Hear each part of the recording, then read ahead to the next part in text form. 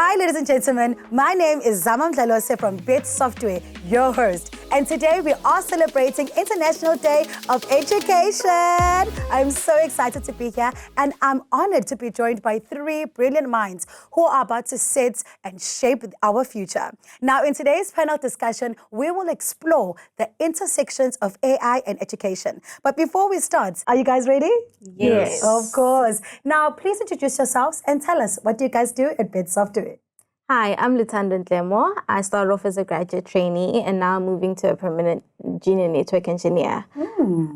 Okay. I'm Sade Malek. I also started off as a graduate trainee, and this year I'm going to be a junior business analyst. Wow, okay. I'm Vaishnav Teeluck, and I also started off as a grad, moving over to a junior software development engineer. So what are we going to be talking about, guys? We're going to talk about how AI is helping learners in nowadays, its potential future, and how it complements human elements in learning. So let's find out how. Right.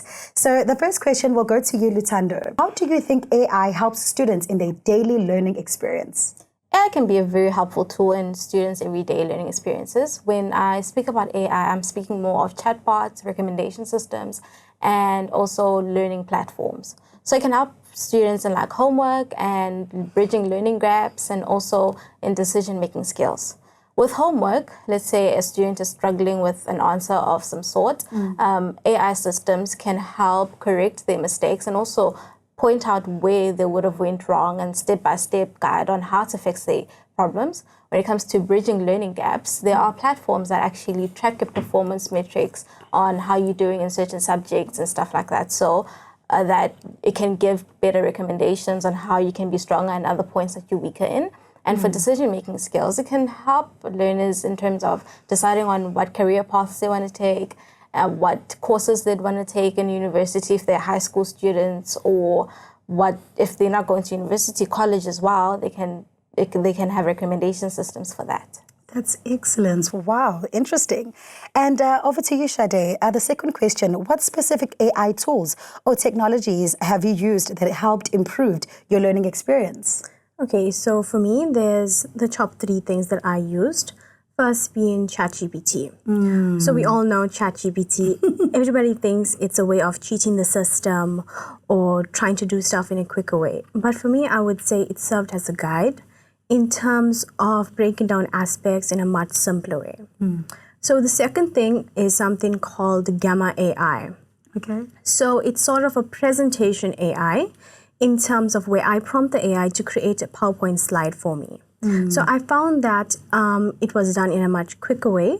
And another aspect of it is I can customize the slides the way I want as well. And lastly, a plug-in for our laptop, Grammarly, that helped me refine my text messages or anything I have typed. And And which one works for you more? Because for me, I love that ChatGPT. I want, like, it really makes me sometimes lazy. I would say the same. But what works for you?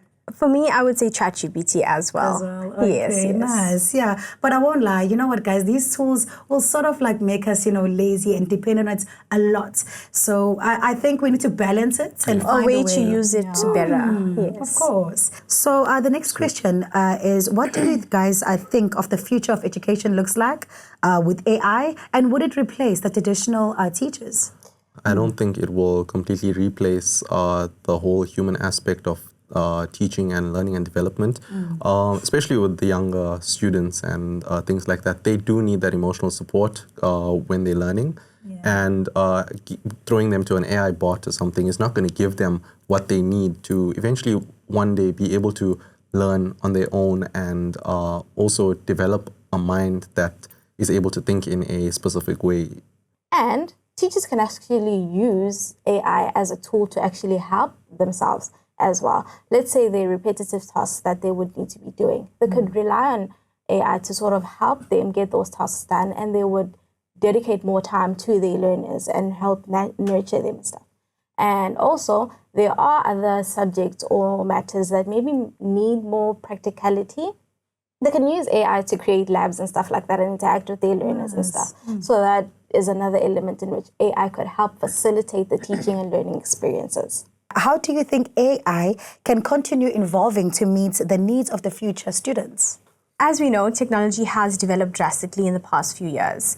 And I think at some point, somebody is going to create some type of AI to analyze students' behavior in terms of their strengths and weaknesses and trying to find a middle point to help them reach their full capability.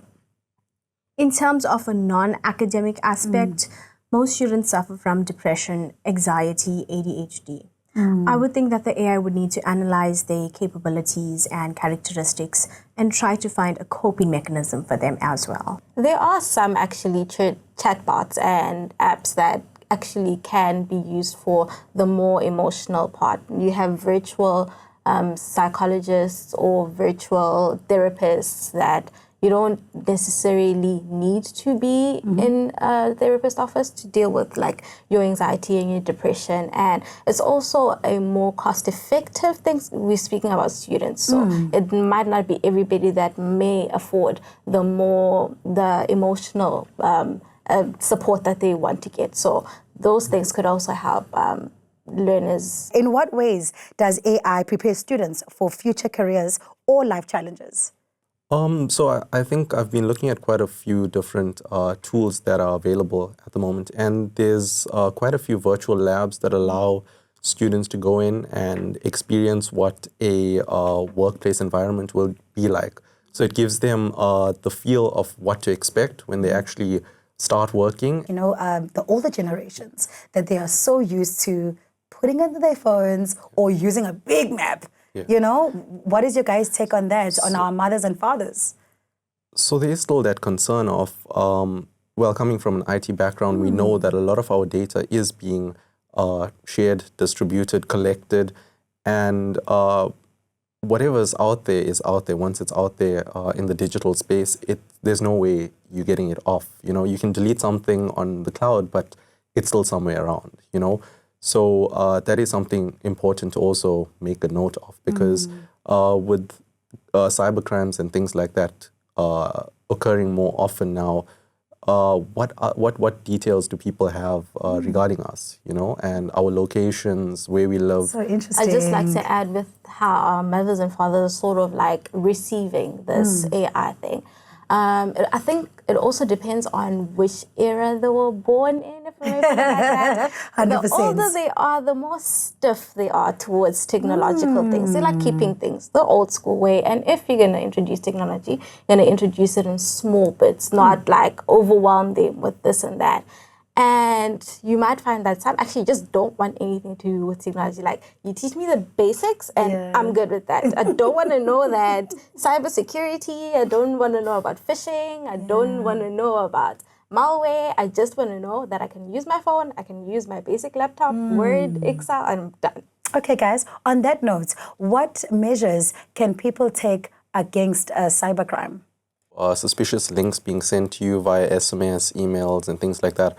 I think a lot of people, well, the older generation, are not very aware of these things and just assume, okay, getting a free something, let me open this link and see what it is, you know.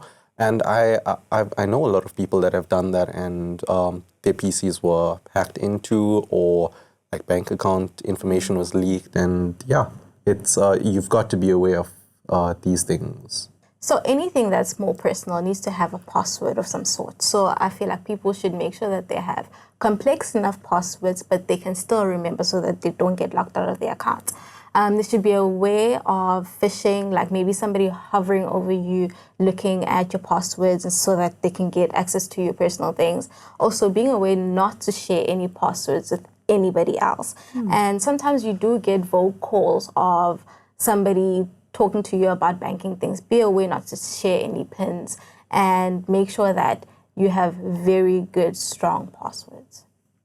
Adding on to what Luthando has said, another type of preventative measure can be any type of biometrics, such as fingerprints or facial recognition, to prevent any attacks of people taking our personal information on our phones.